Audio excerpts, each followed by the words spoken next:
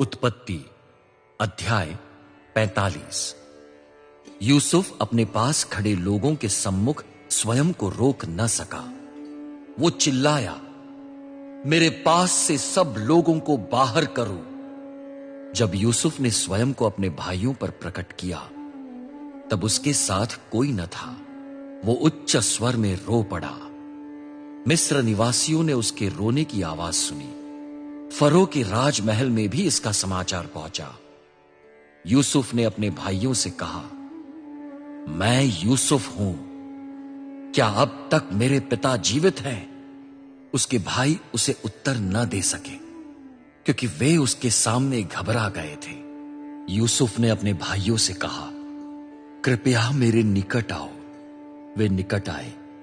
उसने कहा, मैं तुम्हारा भाई यूसुफ हूं, जिसे तुमने मिस्र देश आने वाले व्यापारियों को बेच दिया था। अब दुखित न हो, अपने आप पर क्रोध भी न करो कि तुमने मुझे बेचा था, पर परमेश्वर ने जीवन बचाने के लिए तुमसे पहले मुझे यहां भेजा है। पिछले 2 वर्ष से इस देश में अकाल पड़ रहा है। अभी 5 वर्ष और शेष हैं।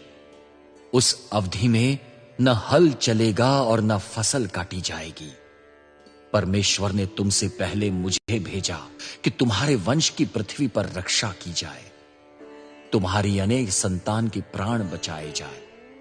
इसलिए तुमने नहीं, वरन परमेश्वर ने मुझे यहां भेजा है।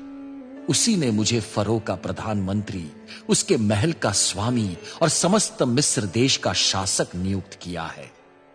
शीघ्रता करो और मेरे पिता के पास जाकर उनसे कहो, आपका पुत्र यूसुफ ये कहता है, परमेश्वर ने समस्त मिस्र देश का स्वामी मुझे नियुक्त किया है।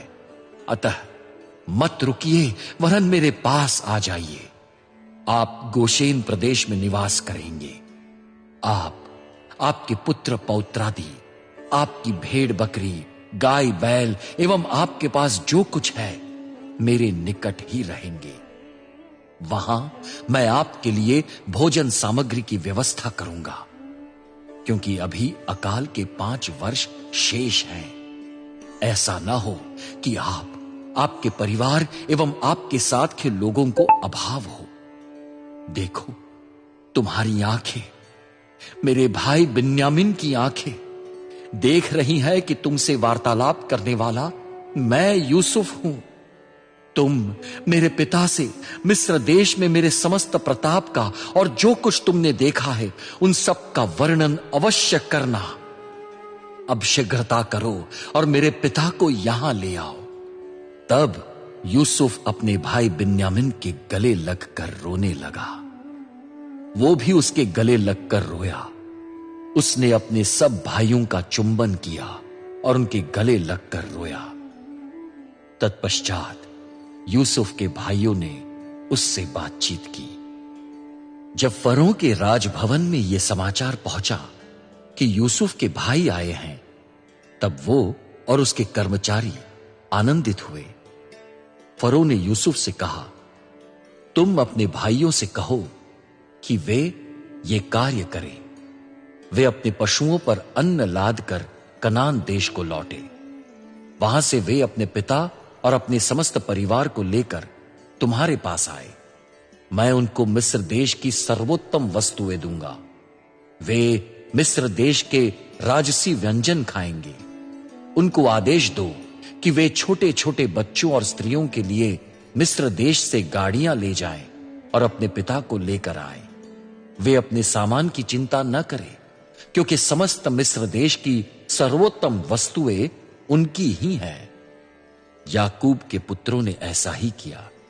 यूसुफ ने उन्हें फरो के आदेशानुसार गाड़ियां दी, मार्ग के लिए भोजन सामग्री दी। यूसुफ ने प्रत्येक भाई को 1-1 जोड़ा राजसी वस्त्र दिए, पर बिन्यामीन को चांदी के 300 सिक्के के साथ 5 जोड़े राजसी वस्त्र दिए।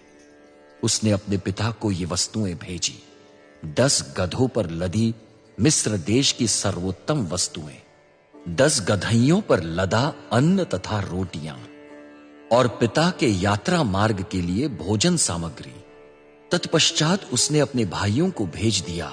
जब वे प्रस्थान करने लगे, यूसुफ ने उनसे कहा, मार्ग में लड़ाई झगड़ा मत करना। वे मिस्र देश से चले गए। वे अपने पिता याकूब के पास कनान देश में आए। उन्होंने अपने पिता को बताया, यूसुफ अभी तक जीवित है। वो समस्त मिस्र देश का शासक है। याकूब का हृदय सुन्न पड़ गया, क्योंकि उन्होंने उनकी बातों पर विश्वास नहीं किया।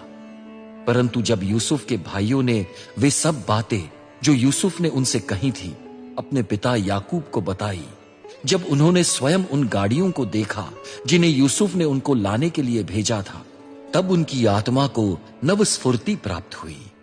याकूब ने कहा, बस इतना ही पर्याप्त है कि मेरा पुत्र यूसुफ अब तक जीवित है। मैं जाऊंगा, मैं अपनी मृत्यु के पूर्व उसे देखूंगा।